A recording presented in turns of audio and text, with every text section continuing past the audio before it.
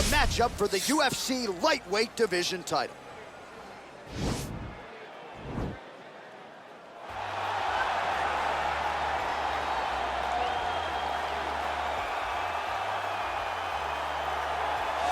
All right, here he is, the #1 lightweight contender, making his way to the octagon and looking to leave as the new undisputed UFC lightweight champion of the world. He has bided his time, waiting for this title shot. He's got the winning streak. He has the quality of opposition.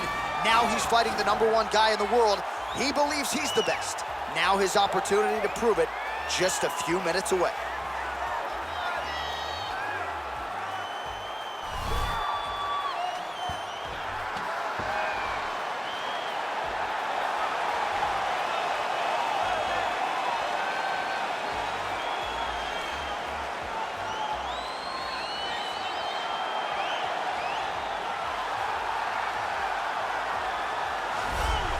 All right, here's the UFC lightweight champion of the world defending his belt yet again. This has been one dominant 155-pound fighter, ladies and gentlemen. You know, this is a belt that frequently changes hands. Well, it hasn't since it's been wrapped around this guy's waist. Given all the skills he brings to the table, the question is, fighting a challenger like this, can he hold on to the belt? If he can, just another chapter in the greatness of one of the best lightweights this octagon has ever seen.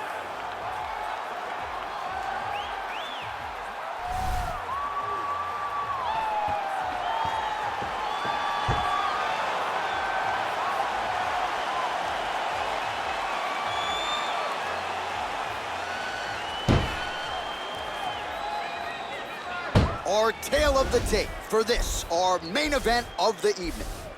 So a more than 5-year gap between these two fighters when it comes to the age, with some differences in height and a similar reach. All right, now with the official introductions, here is Bruce Buffer.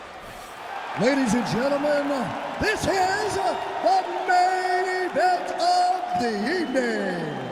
When the action begins, our referee in charge of the octagon, Yves Levine. This is the moment UFC fans around the world have been waiting for. Live from the sold-out Toyota Center in Houston, Texas.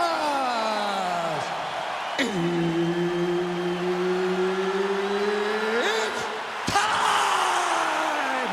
5 rounds for the undisputed UFC lightweight championship of the world. Introducing first, fighting out of the blue corner.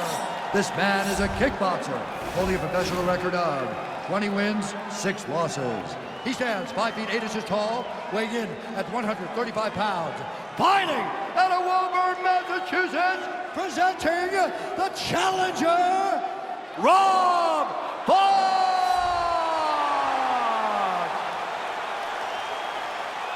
And now, introducing the champion, fighting out of the red corner. This man is a mixed martial artist, holding a professional record of 16 wins, 4 losses. He stands 5 feet 11 inches tall, weighing in at 135 pounds.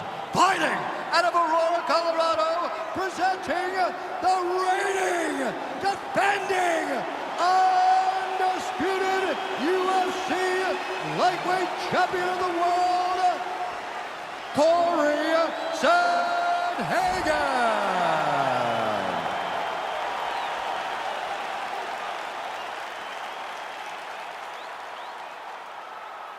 UFC belt on the line, guys. Protect yourself at all time, obey my command at all time. If you want to touch love, do it now, go back to your corner.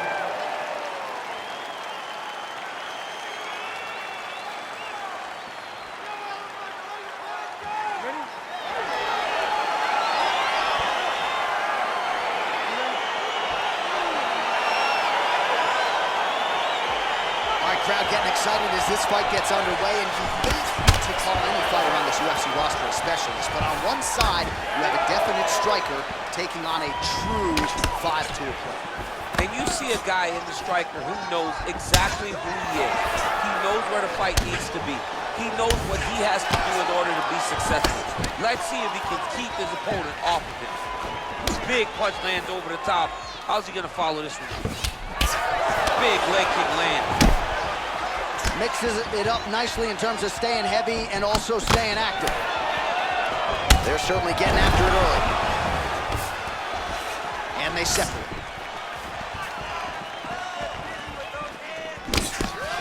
Trying to double up on that jab.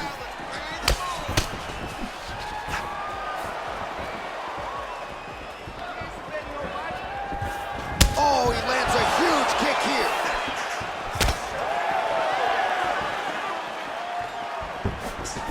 Well, he continues to find the openings tonight. Beautiful connection with a punch there. Accuracy at its best. Under 3 minutes to go in round one.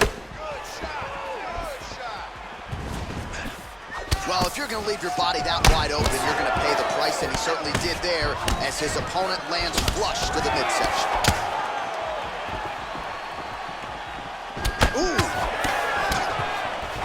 Oh, combination lands, and it seemed like almost every strike found the target. So accurate when he decides to attack. It is a sight to behold. Punch over the top. Well, he misses with the left punch there. And he landed the right hand there.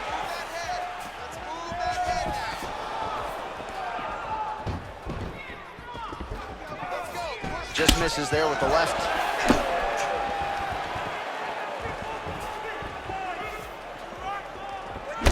Right hook to the head, blocked.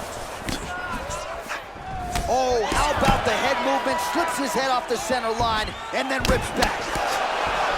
Look at the whip action that comes from him throwing that kick.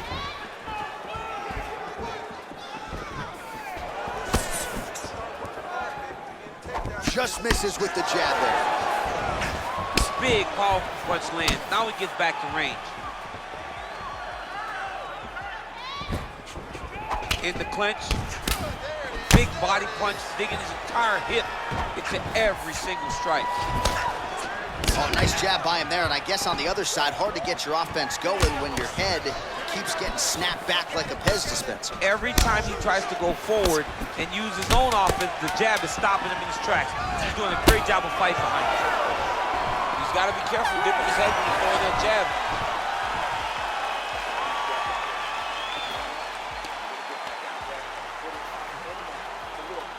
All right, let's check out some of the action now from that previous round, and he really kept finding a home for those kicks. Yeah, and why would you change it? If your opponent is not going to check, if he's going to stand there and he's not on his toes and he's stationary, you keep driving those kicks into his thighs, into his body until he makes some sort of adjustment. All right, DC, second round is getting underway. Round one, not the round of the year necessarily, but some good in it. And it's not always going to be. When you have two very talented fighters, sometimes it's very even. That's what we saw in round number one. Oh, misses with the jab. Ooh, big shot lands.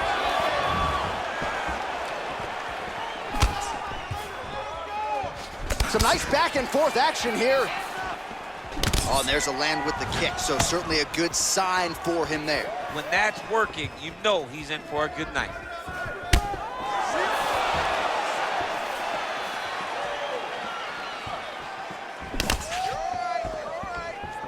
Ooh, head kick lands, he's hurt. Good punch lands. Continues to mix it up, going to the head, mixing in some body shots. Look at him chopping the wood. Chop the wood with those leg kicks. Switching stances here. He loaded up there on that high kick. Oh, that's big. Oh, straight right. Well, a really good second round for him thus far. After a somewhat lackluster first round, he has found the rhythm and found his striking range. Scary proposition for the opponent now here in round two. Can't take many of those, you better check.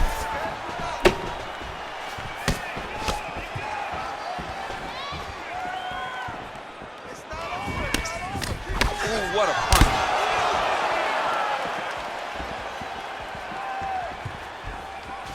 Nice right hand.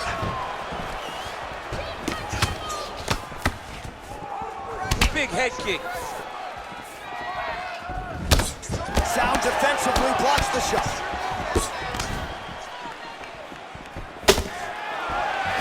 Both guys really throwing with authority. Right hand, then a left. Oh! Dude's hurt. Serve him up. Go get him. Oh, no!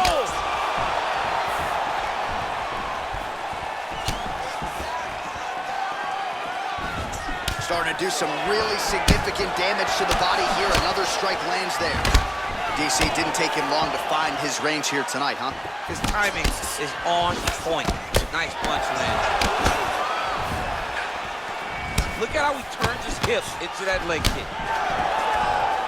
Oh, big right hand, yes. And that left hook landed on the button. Body kick is blocked. Oh, slips and rips. He's got the body on a swivel tonight.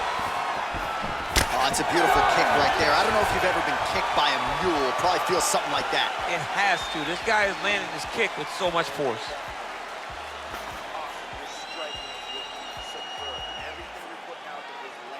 All right, so an entertaining 5 minutes. Let's look back at some of the highlights, DC, and I'd imagine a lot of these replays are going to be rooted in that kicking game that was on full display. Absolutely. You're going to see a lot of different techniques, but the kicking was the key to him getting ahead in this fight. He's out ahead now. He needs to stay the course and continue to do that as the fight goes on.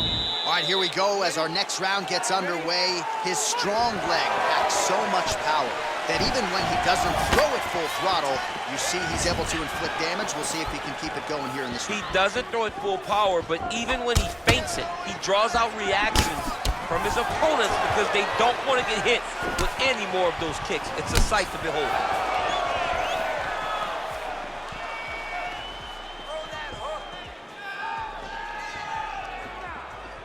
Oh, you can hear the thwack from here as he lands another leg kick in DC.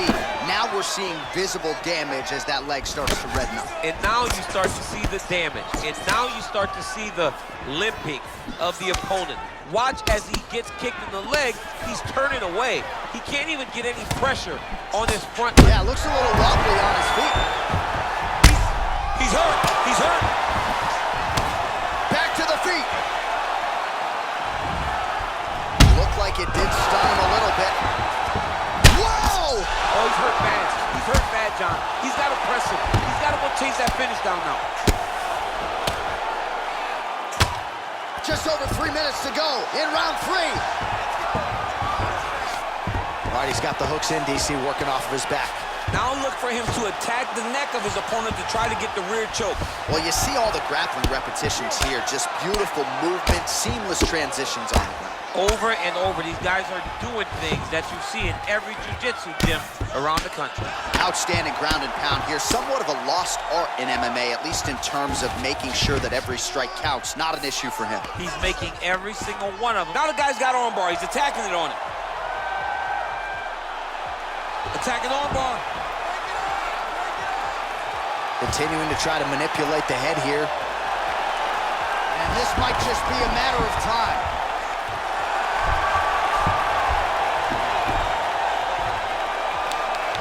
Oh, and he pins the arm down, and that is it. So the tap comes shortly thereafter. He got the arm straight, right? The moment he was able to break the lock, John, his opponent was in trouble. Hip pressure up, opponent had to tap. And he tapped, and he lives to fight another day, but a huge win for his opponent by submission tonight. All right, so a wild round and a wild sequence there on the ground. DC, talk us through the highlight. He's such a phenomenal grappler. I don't understand how people don't know that this guy wants to submit you. He is the best grappler, best submission specialist we've seen in a long time.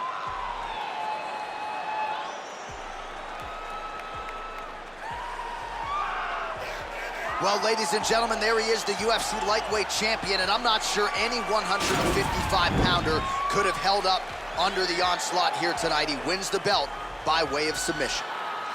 Ladies and gentlemen, referee Yves Levine has called a stop to this contest at 3 minutes, 20 seconds of round number 3, declaring the winner by tap out due to an armbar and